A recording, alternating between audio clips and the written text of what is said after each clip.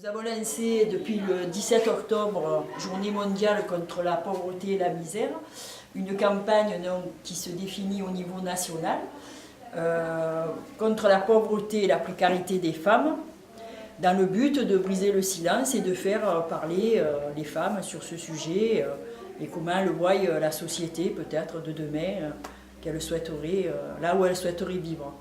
Alors ces petits films, ils vont servir à faire connaître l'opinion des femmes à travers un blog, et ce à toute la France, puisque Femmes Solidaires est reliée à peu près 190 comités dans toute la France. Et aussi, ces petits films peuvent être à la disposition de personnes qui le souhaitent pour faire des débats et travailler aussi à lutter contre ce fléau qui est la pauvreté et la précarité des femmes dans notre pays.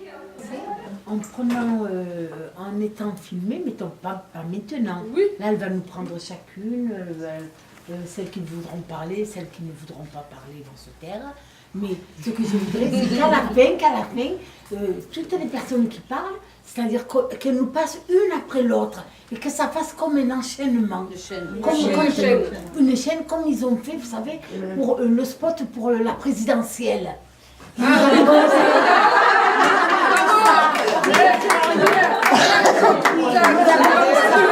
avez mis des vieux, des jeunes, de toutes les races, de couleurs, il y avait de tout, voilà. Et ça avait marqué. S'il te plaît, si tu pourrais le noter, ça serait bien. Ah, c'est toi qui l'as fait, voilà. Très bien, c'est très joli comme idée. C'est enregistré. Voilà, Soyons fortes et rassemblés surtout, et solidaires surtout. Mais pas ça demain, il faut gueuler. On est là, mais après c'est le financement. C'est notre idée, mais peut-être c'était sur ce matin. C'était sur les femmes battues. Je veux dire, il faut que ça s'arrête, il faut que les lois soient appliquées. Il n'y a rien qui est appliqué. Quand j'ai entendu Femmes Solidaires, c'est vrai que ça m'a fait de suite penser à cette idée d'association, de solidarité, où il pourrait y avoir une entraide, une femme qui est en difficulté puisse aller voir l'association et demander que quelqu'un puisse l'aider, une sorte de parrainage. Le jour où une femme se retrouve en séparation, qu'il y ait une marraine qui puisse l'aider à s'en sortir, à la soutenir. C'est déjà une initiative. En fait, on échange, bon, je ne connais pas forcément toutes les usagères, mais voilà, on échange. Voilà, il y en a qui ont des handicaps, il y en a qui ont d'autres soucis, donc on essaie d'échanger entre nous ou d'essayer de s'aider, d'orienter une personne pour un besoin qu'elle ait dans ses démarches ou n'importe quoi.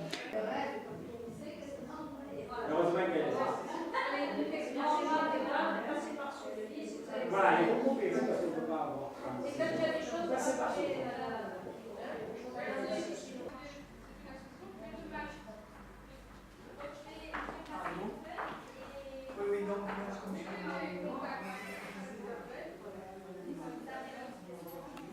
Je m'appelle Stéphanie, donc ça fait 2 ans et demi que je suis maintenant, que je fais partie de l'association IGA. Je travaille ici donc en tant que coiffeuse animatrice, donc je reçois beaucoup d'adhérentes qui est beaucoup en demande de la coiffure. Donc je suis là avant tout pour les accompagner, donc que ce soit dans leur démarche, que ce soit dans leur vie quotidienne, à travers un soin en coiffure. Et à côté de ça, donc je les accompagne, je les oriente. Et c'est un lieu d'écoute, d'échange et de partage. Et c'est vrai que c'est un lieu que les femmes aiment beaucoup. Donc ce qui fait que je suis quand même assez présente dans l'association et ce qui fait qu'il y a assez de place pour tout le monde, pour que chacune puisse venir se faire coiffer, se faire pomponner, que ça soit pour son bien-être, que ça soit pour trouver un emploi, que ça soit pour la réinsertion dans la vie. On est là pour ça. Moi, depuis le début, depuis l'ouverture d'IGA, je suis ici, je me fais coiffer, épiler, je parle, je fais tout en fait ici. Elle aide.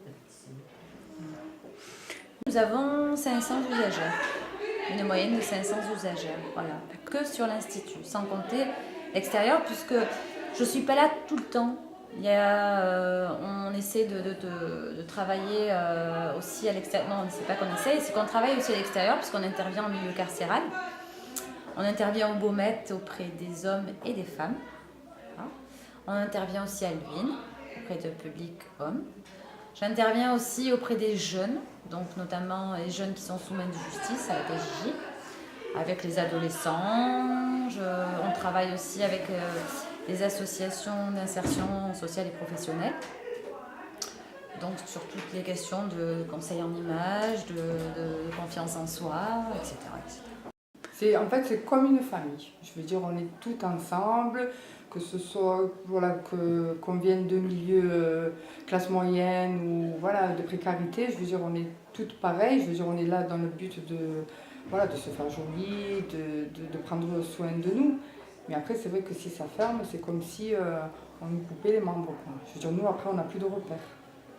C'est très dur déjà pour les adhérentes qu'elles puissent imaginer que je m'en vais, imaginer qu'il n'y aura plus de coiffeuse, imaginer qu'il n'y aura plus de lieu où se réunir, où pouvoir discuter.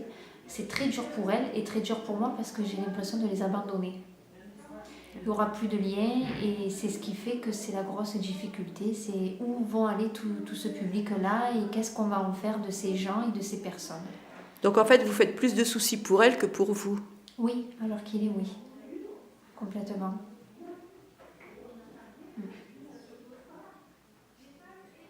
Une proposition, donc justement, les filles de Souane m'ont dit, parce qu'elles m'appellent Tata, elles m'ont dit Tata Karima, c'est vrai que l'Institut va fermer, parce qu'elles accompagnent quand même leur maman depuis, pour la plus jeune aujourd'hui qui a 5 ans, sa maman depuis ses 6 mois, donc elle nous connaît aussi depuis sa naissance.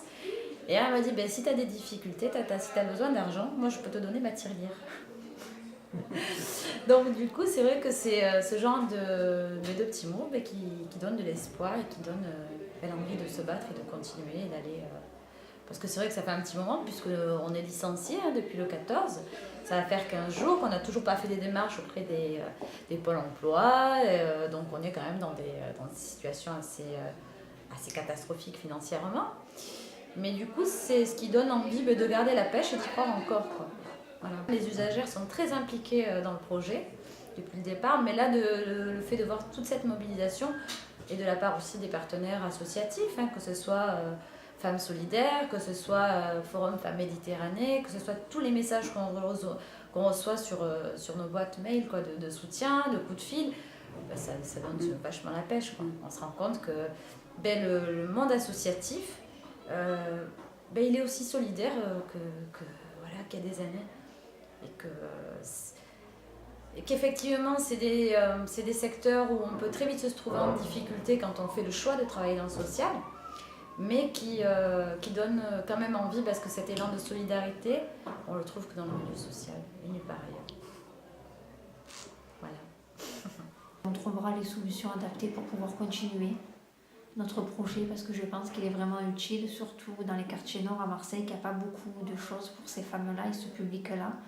Donc j'espère vraiment qu'on trouvera une solution et qu'on puisse continuer notre projet dans de bonnes conditions. Pour ma part, moi j'espère que ça ne va pas fermer. Oui. Voilà, sincèrement, et j'espère que on sera encore là pour quelques années et les prochaines à venir, ce sera mes filles parce qu'elles connaissent IJA depuis le début. En fait, ce sont les mascottes d'ici, donc voilà. J'espère que ça continue. Moi, je serais bien pour m'en occuper là. D'ici là. Elles en prendront, peut-être c'est elles qui s'occuperont. Voilà, peut-être que c'est elles qui prendront le relais, on ne sait pas. Qui sait. Voilà. Je pense que ça créera des vocations, ça c'est sûr. En général, les enfants qui baignent dans le milieu associatif, parce que moi je sais qu'on m'a vachement traîné dans des associations quand j'étais petite, quoi. Et qu'il y a beaucoup d'associations qui ont aidé ma mère. Voilà.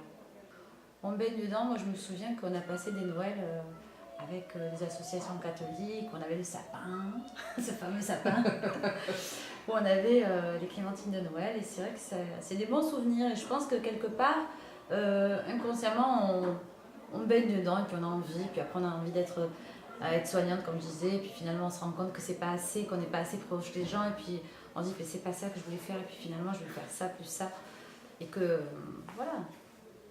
On baigne dedans, donc forcément on a envie de continuer, on est fait pour le social.